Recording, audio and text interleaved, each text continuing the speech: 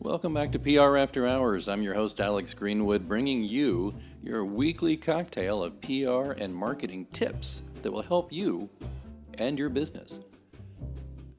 Since we've been talking so much about the coronavirus and your organization, company, or brand's response to it, we got a little bit of listener mail that I thought I would bring to your attention. It's a good tip for you on how to respond to this potential crisis. So stay tuned. Right after these messages, I'll share it with you.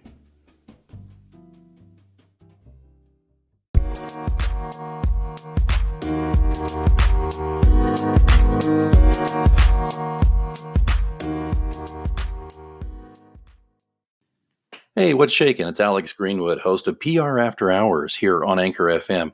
You know, I've been podcasting off and on since 2006, and I've got to tell you something.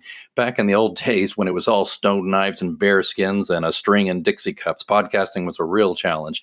Fast forward to today, and it's still got a lot of challenges, especially for folks who don't have time to set up a home studio or go to a studio or things like that. So I found Anchor FM and I love it, love it, love it for how easy it is to create my own podcast here on this channel called PR After Hours. I love how you can put everything together so simply right from your desktop or your phone. And there's so many great creation tools that allow you to record and edit your pod right there. And I just can't recommend that part alone enough.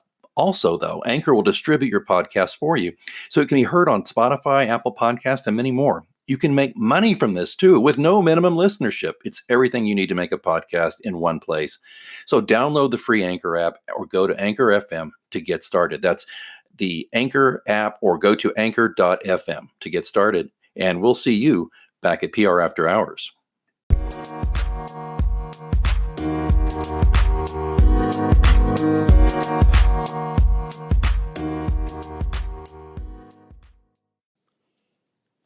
Okay, so the coronavirus. I know there have been a couple episodes preceding this one about this, but it's a huge topic. And as I always tell you, if you do not plan, you've got no excuses down the road. So I want to make sure that forewarned is forearmed and all the other cliches you can think of.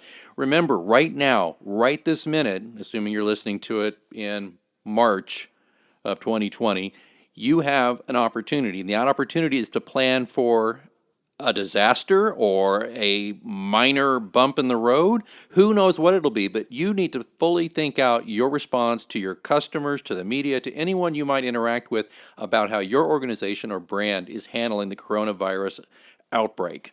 Again, I am not a CDC expert. I recommend you go to the CDC for more information about the coronavirus. However, one of our listeners sent this in to me.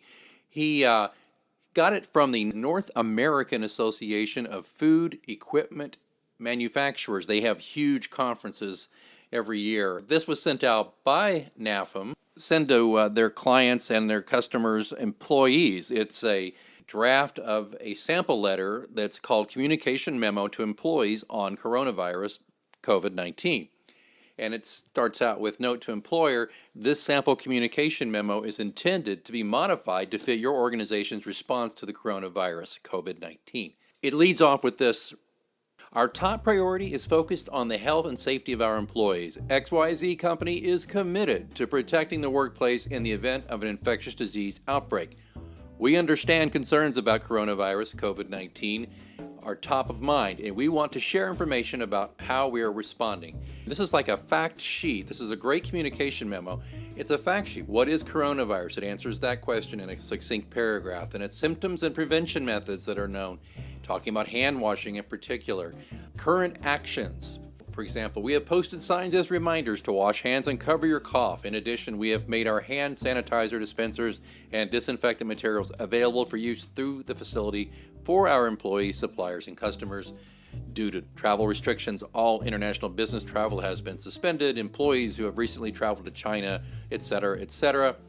In the event an employee displays symptoms of illness related to the coronavirus or is subject to a quarantine directive, XYZ Company may allow remote working options, yada, yada, yada.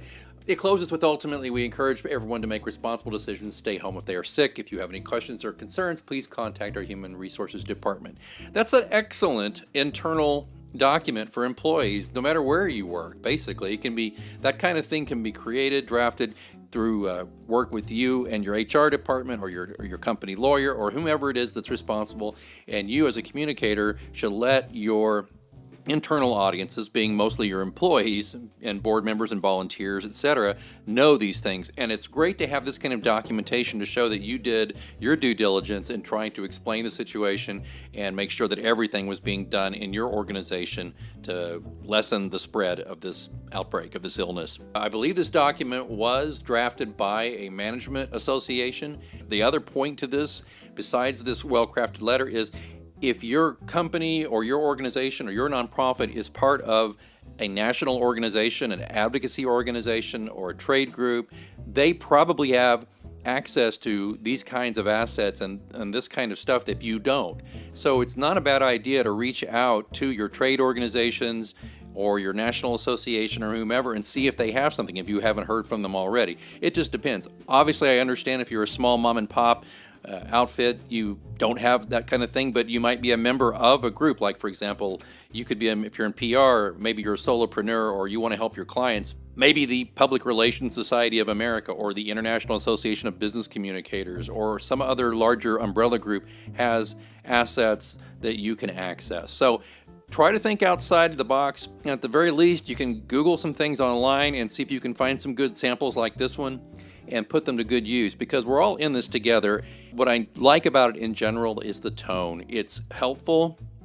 It is non-threatening. I mean, this is a scary situation, okay? It's informative, it's helpful, it's non-threatening, it doesn't really create fear-mongering.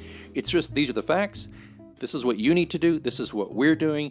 These are the steps if you think you have it, etc., etc. It's just really well done. So consider doing that for you and yours as we try to weather this crisis.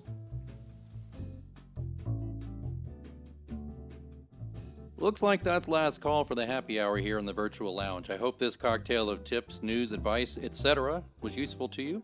Of course, if you need more information, be sure to visit us online at prafterhours.com. You can always follow us on Twitter. We're at OursPR.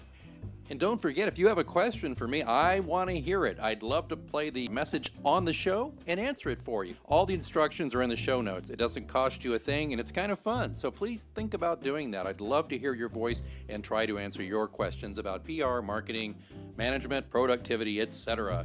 Hey, I can even give you my favorite cocktail recipe.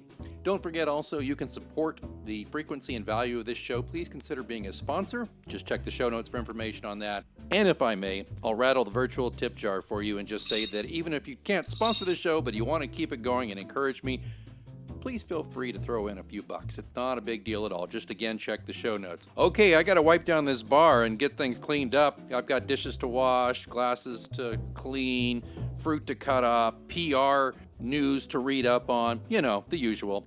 Join me again soon for PR After Hours, your virtual PR cocktail lounge.